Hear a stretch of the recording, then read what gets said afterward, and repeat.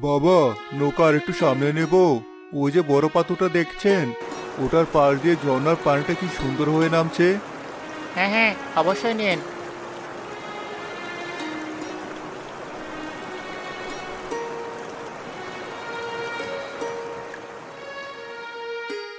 আহা, কি অসাধারণ দৃশ্য! এমন স্বচ্ছ পানি আমি জীবনেও দেখিনি। পায়ের নিচের প্রত্যেকটা সাদা পাথর গোনা যাচ্ছে। সত্যি মনে হচ্ছে যেন কোনো শিল্পীর আঁকা ছবি। এই জায়গার নাম ভোলাগঞ্জ সার্থক।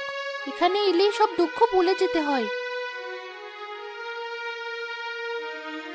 জি মা, এই নদীর নাম ধলাই। আর এই সাদা পাথরগুলোই আমাদের গ্রামের প্রাণ। এই পাথর আর এই পানি দেখতেই তো আপনারা দূর দূরান্ত থেকে ছুটে আসেন। আপনাদের গ্রামটাও খুব সুন্দর, আর মানুষগুলো আপনাদের মতো সহজ সরল। আচ্ছা, ওই যে পাড়ে ছোট ছোট দোকান দেখা যাচ্ছে, ওগুলোতে কি পাওয়া যায়? ওখানে আমাদের গ্রামের বৌজিরা নিজেদের হাতে বানানো খাবার বিক্রি করে। পাহাড়ি ফল, ভাজা চানাচুর, আরো কত কি। আপনাদের নামিয়ে দেব, খেয়ে দেখবেন, খুব মজা পাবেন। হ্যাঁ, নামিয়ে দিন। ফেরার সময় আপনার নৌকাতেই ফিরবো। জি মা, নিশ্চয়। আমি আপনাদের জন্য অপেক্ষা করব। রিফাত ও মিলা নৌকা থেকে নেমে সেই দোকানে চলে যায়। আপা, এই পিঠাটা খেয়ে দেখুন।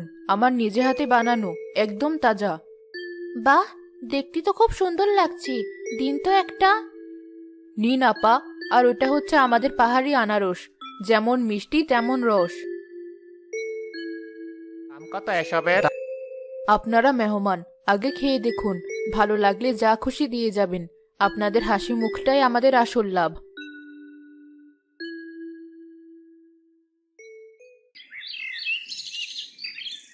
ফাতেমা চাচি, ময়নাল চাচা কই? একটা ভাড়া এসেছে শহর থেকে, তাকে তো দেখছি না। ময়নাল ভাই তো নতুন পর্যটকদের নিয়ে নদীর গভীরে গেছে। তুই বরং তোর নৌকাটা নিয়ে যা। লোকটাকে বসিয়ে রাখিস না। ঠিক আছে চাচি, ভাবছিলাম চাচার সাথে দুটো কথা বলবো। গ্রামের সামনের ঘাটটা মেরামত করা দরকার, পর্যটকদের নামতে কষ্ট হয়। সে কথা তো মোড়ল সাহেবকে বলতে হবে। উনি তো গ্রামের মাথা। উনি বললেই কাজ হবে। জব্বর মিয়ার কথা বলছেন? উনি নিজের স্বার্থ ছাড়া আর কি বোঝেন? কতবার বললাম, উনি কানেই তোলেন না। আসতে বল বাবা, কেউ শুনলে আবার বিপদ হবে। যা, তুই ভাড়াটা নিয়ে আয়। দুটো পয়সা ঘরে এলে সেটাই বড় কথা। ময়নাল ভাই, আজ কেমন আয় হলো? পর্যটকদের আনাগোনা তো বেশ ভালোই দেখছি। সৃষ্টিকর্তার দয়ায় ভালোই হয়েছে। আজ 3টা ভাড়া পেয়েছিলাম, বাড়ির জন্য বাজার করে নিয়ে এলাম। তোমার দোকানের কি অবস্থা? আমার আর কি অবস্থা, তোমরা পর্যটক নিয়ে এলেই আমার দোকানে দুটো চা বিক্রি হয়।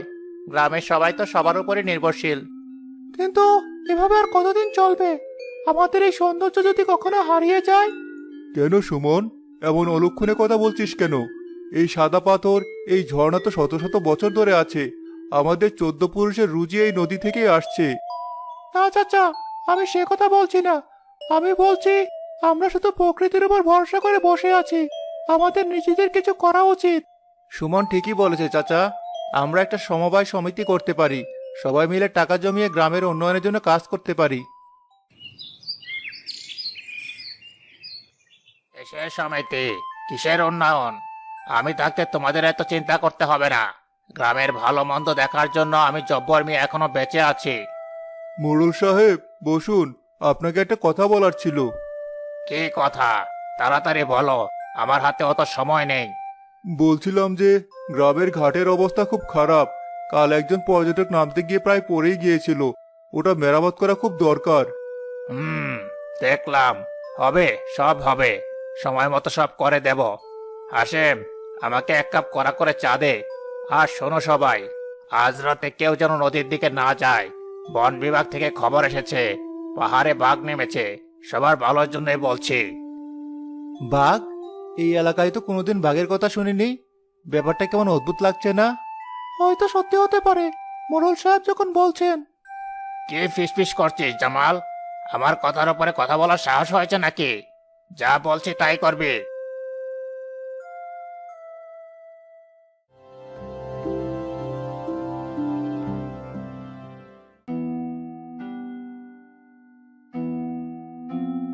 আসিফ, কালু, সব লোক তৈরি তো? নৌকাগুলো ঘাটে লাগানো আছে? জি হুজুর, বড় বড় কিছু নৌকা তৈরি, আর বেশ কিছু লোক সাবল নিয়ে রেডি। কিন্তু হুজুর, কাজটা কি ঠিক হচ্ছে? ঠিক বেটিকে তুই কি বুঝিস? আমি যা বলছি চুপচাপ কর। এই পাথরগুলো শহরে নিয়ে গেলে লাখ লাখ টাকা পাওয়া যাবে। তোদেরকেও ভালো বকশিস দেব। কিন্তু গ্রামের মানুষ যদি জেনে যায় এই সাদা পাথর তো আমাদের গ্রামের রোজি রোজগারের উৎস, এটা চলে গেলে তো পর্যটকরা আর আসবে না। আরে ধর, নদীর পাথর কি একটা দুটো? অনেক পাথর আছে। কয়েক নৌকা তুলে নিলে কেউ টেরই পাবে না। আর আমি তো বাঘের গল্প ছড়িয়ে দিয়েছি। আজ রাতে ওদিকে কেউ সাবধানে কাজ করবে, কোনো শব্দ যেন না হয়। জি হুজুর, কিন্তু পাথরগুলো নৌকায় তোলার পর? নদীর শেষ মাথায় ট্রাক দাঁড়িয়ে থাকবে, সেখানে তুলে দেবে। বাকিটা আমি সামলে নেব। ভাই, আমার কিন্তু ভয় করছে। এটা পাপের কাজ। চুপ কর, মোরলের কথার অবাধ্য হলে কি হবে জানিস না? যা বলছে তাই কর, নিজের ছেলে মেয়ের মুখের দিকে তাকা।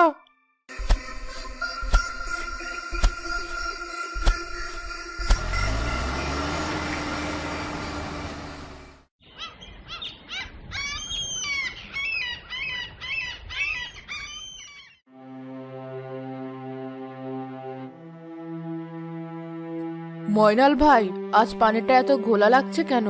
আর নদীর পাড়ের পাথরগুলোও কেমন যেন কম মনে হচ্ছে। তাই তো দেখছি ফাতেমা, কাল রাতে কি খুব বৃষ্টি হয়েছিল?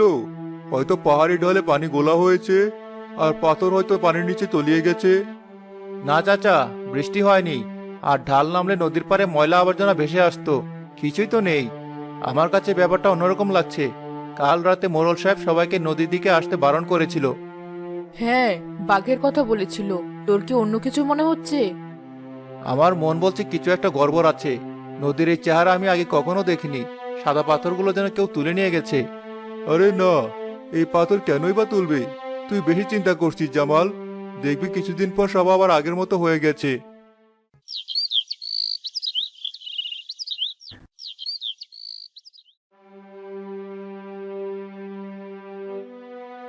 কি ব্যাপার ময়নাল ভাই, আজকেও কোনো ভাড়া পেলে না?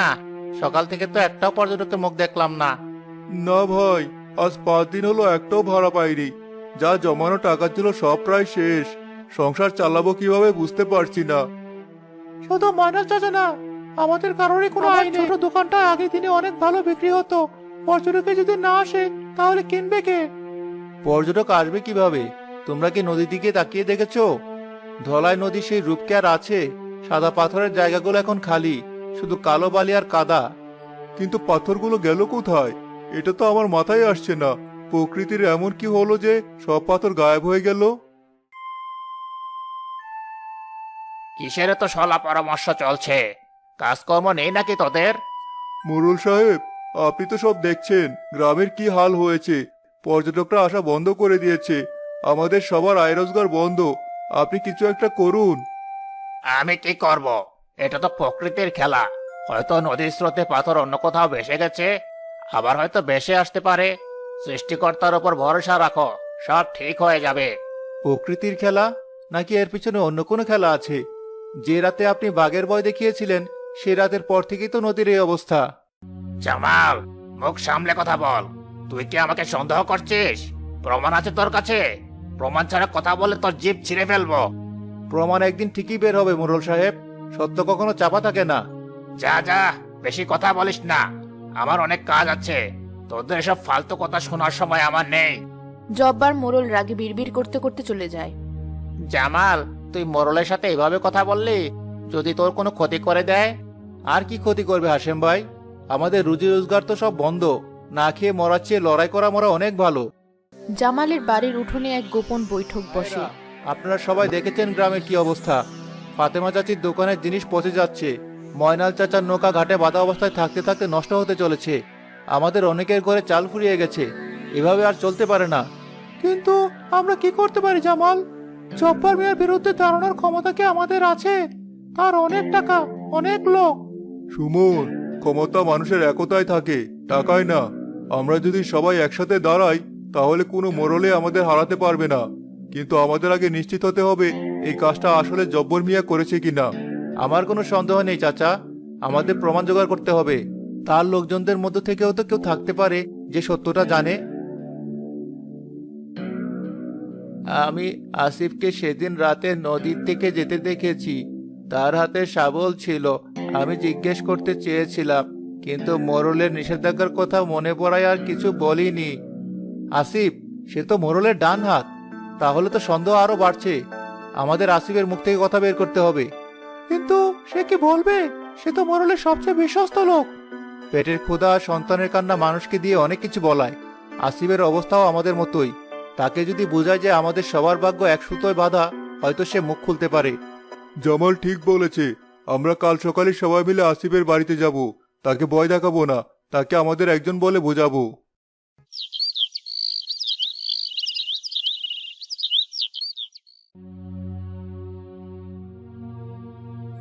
আপনারা আপনারা সবাই এখানে কেন? ভয় পেও না আসিফ ভাই, আমরা তোমার কোনো ক্ষতি করতে আসিনি, জানতে এসেছি। আমরা তোমার কি জানতে এসেছো? আমি কিছুই জানি না। আসিফ, তুমিও তো এই গ্রামেরই সন্তান। আজ আমাদের সবার পেটে ভাত নেই। তোমার ঘরে কি চুলা জ্বলছে? না ভাই, 3 দিন ধরে ঠিক মতো খাওয়া দাওয়া নেই। ছেলেটা দুধের জন্য কাঁদছে, কিন্তু ঘরে একটা টাকাও নিজেই দুধ কিনে আনবো। তাহলে তুমি চুপ করে আছো কেন আসিফ ভাই? কার ভয়ে? যে মানুষটা নিজের লাভের জন্য পুরো গ্রামের মানুষের মুখের খাবার কেড়ে নিয়েছে, তার জন্য তোমার এত মায়া? আমি কি করব? মোরল আমাকে হুমকি দিয়েছে, আমি যদি মুখ খুলি সে আমাকে আর আমার পরিবারকে শেষ করে ফেলবে। আমরা সবাই যদি তোমার পাশে থাকি, পুরো গ্রাম যদি তোমার ঢাল হয়ে দাঁড়ায়, তখন কি জব্বার মিয়া একাই সবার সাথে লড়তে পারবে? বলো আসিফ ভাই, সেই রাতে কি হয়েছিল? পাথরগুলো কোথায় গেছে? আমাদের বলো, আমরা আমাদের অধিকার ফিরিয়ে আনতে চাই। মোরল সাহেবই সব করিয়েছে। উনি আমাদের দিয়ে রাতের অন্ধকারে নদী সব সাদা পাথর তুলিয়েছেন। তারপর নৌকা করে নদীর শেষ মাথায় নিয়ে ট্রাকে করে শহরে পাঠিয়ে দিয়েছেন। কোথায় রেখেছে পাথরগুলো? ঠিকানা জানো তুমি? আমি পুরোপুরি জানি না, তবে শুনেছিলাম আমাদের গ্রামের শেষে শহরের কাছে যে পুরনো এক চালকুলের গুদাম আছে, সেখানে সব জমা করে রেখেছে। সেখান থেকে বড় বড় ব্যবসায়ীদের কাছে বিক্রি করবে। পেয়েছি, আমরা আমাদের পথ পেয়ে গেছি। ভাইয়েরা, এখন আর বসে থাকার সময় নেই। আমাদের গ্রামের সম্পদ আমাদেরই ফিরিয়ে আনতে হবে।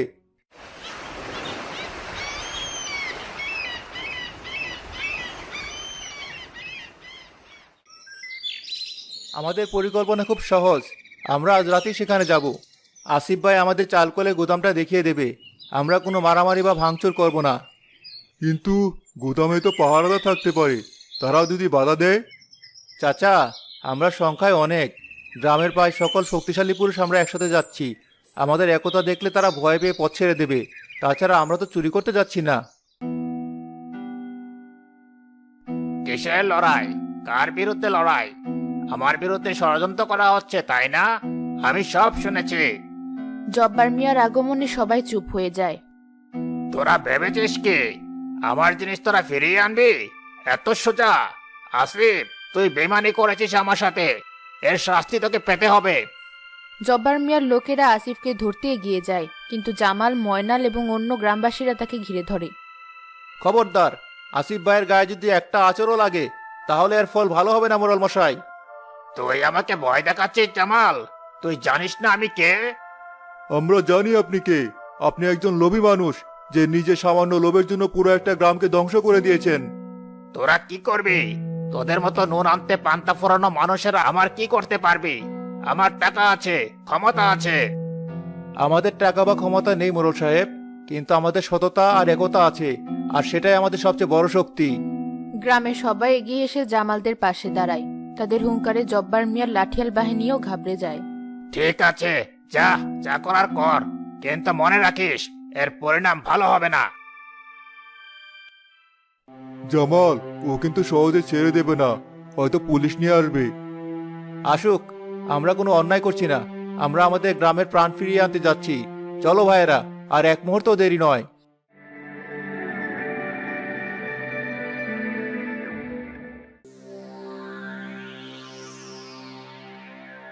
ভাই, এটা সেই গুদাম। ভেতরে পাথরগুলো স্তূপ করে রাখা আছে। পাহারাদার কতজন? 2 জন থাকার কথা। জামাল, ময়নাল ও আরো কয়েকজন নিঃশব্দে এগিয়ে যায়।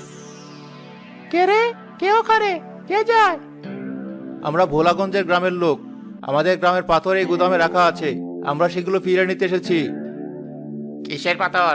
এখানে কোনো পাথর নেই, চলে যান এখান থেকে, নইলে বিপদে পড়বেন। বাবা, আমরা কোনো ঝামেলা করতে আসিনি।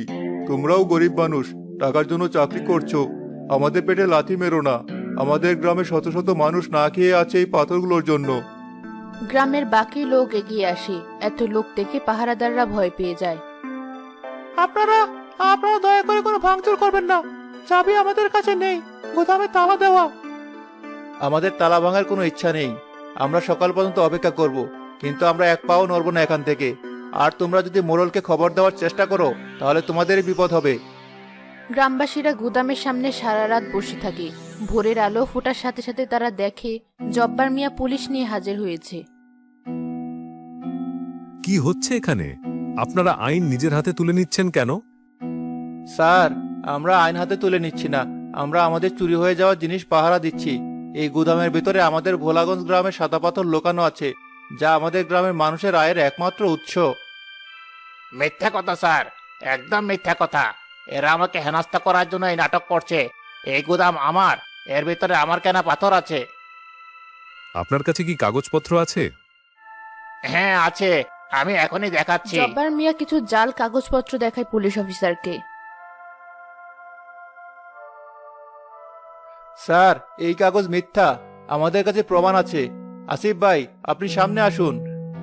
আসিফ এগিয়ে এসে পুলিশ অফিসারকে সব খুলে বলে কিভাবে তাকে দিয়ে জোর করেই কাজ করানো হয়েছে। বিষয়টা তো বেশ জটিল। আচ্ছা, গুদামটা খোলা হোক, দেখি ভেতরে কি আছে।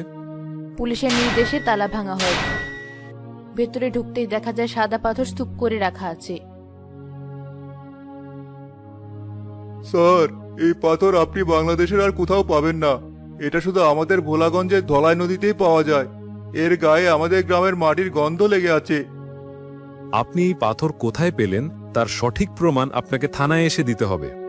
আপনার বিরুদ্ধে প্রাকৃতিক সম্পত্তি আত্মসাৎ এবং গ্রামবাসীদের জীবন জীবিকা নষ্ট করার অভিযোগ আনা হলো। আপনাকে আমাদের সাথে যেতে হবে। না, এটা হতে পারে না। আমার সব শেষ হয়ে গেল এই জামালের জন্য। ভাইয়েরা, আমরা জিতেছি, আমাদের একতা জিতেছে। গ্রামবাসীরা সবাই মিলে ট্রাক থেকে পাথর নামিয়ে আবার নদীর তীরে সাজায়। কতদিন পর নদীর বুকে আবার এই সাদা পাথরের ঝিলিক দেখলাম, মনটা ভরে গেল। শুধু কি তোমার মন ময়নাল ভাই? পুরো গ্রামের মন আজ আনন্দে নাচছে। দেখো, ছেলে বুড়ো সবাই কেমন একসাথে কাজ করছে। এটাই তো আমাদের সবচেয়ে বড় শক্তি। হঠাৎ দুজন পর্যটককে ঘাটের দিকে আসতে দেখা যায়। কাকু, এটা কি ভোলাগঞ্জ? আমরা টিভিতে খবর দেখে ঘুরতে এলাম। আপনাদের গ্রামের গল্পটা আমাদের খুব অনুপ্রাণিত করেছে।